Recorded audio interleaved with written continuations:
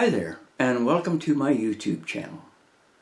At this age, almost as old as dirt and fart dust, I seem to have hit a bit of a low, what a person might call a creative block. Not only have I not put pen to paper, fingers to keyboard to write the great Canadian novel, I barely splashed any paint across a canvas. However, there's nothing like a great inspiration to get the creative juices flowing once again. As much as I would like to say that was the reason for creating another painting, it isn't. Getting paid helps pay for more art supplies. Having a deadline really helps for me. And of course, having someone genuinely appreciative and have confidence in what I'll paint for them definitely gives me a great incentive as well. And on that note, I tip my hat to a woman for commissioning this cloudscape, peeping through the clouds, where it will hang on her office wall and many of her clients will see it.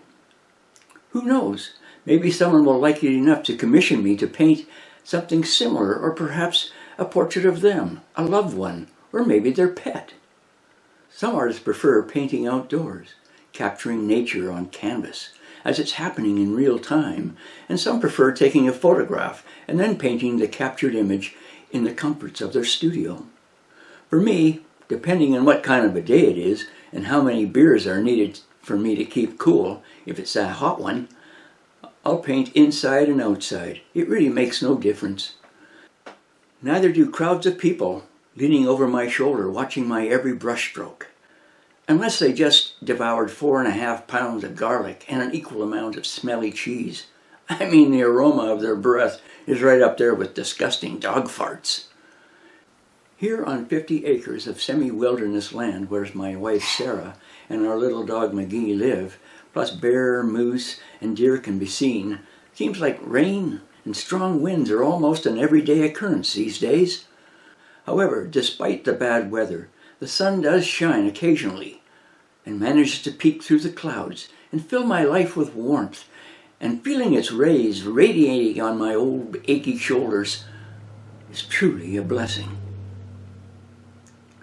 The other day I headed to the Bay of Fundy, where the tides are so high a person could easily get swept off to sea if they are not careful. Once everything was set up, I began painting, peeping through the clouds. The weather was a touch blustery. A southeasterly was blowing a mean 97 knots. Thunder was louder than my farts, and bolts of lightning were shooting out of the sky. However, not to be discouraged, by the time I arrived, after dragging my butt there, along with a lily-white blank canvas, box of acrylic paints, and portable easel, plus a case of frosty cold beer, the wind and rain had eased up, and the sky had turned from dismal shades of gray to a glorious burst of gorgeous reds and opulent oranges, changing the surface of the sea from the color of dreary lead to a magnificent deep purple. I'm not sure if I was deliriously charged with unfettered excitement from watching the first few brushstrokes splash across the canvas, or in my glory, my studio, the great outdoors, let the elements toss whatever the heck it wanted at me. Quite oblivious to the massive assaulting waves rolling up on the beach and crashing against some nearby rocks, the spray splattering skyward, I concentrated on the intricate cloud patterns, my brush a blur as it covered the canvas with lavish amounts of gloriously colorful paint.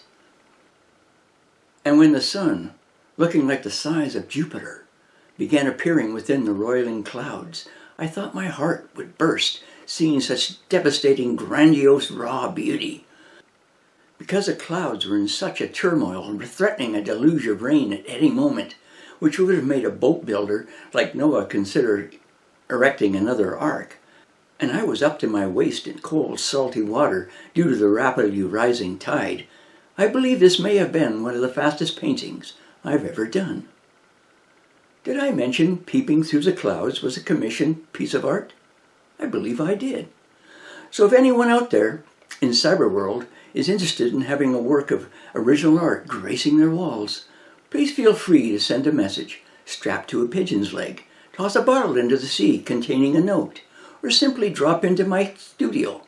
I'll even pop you a cold beer. Oh yeah, I like to drink beer with somebody.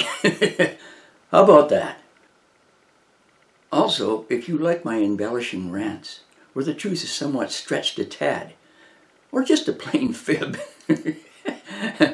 please subscribe to my channel. Cheers, eh?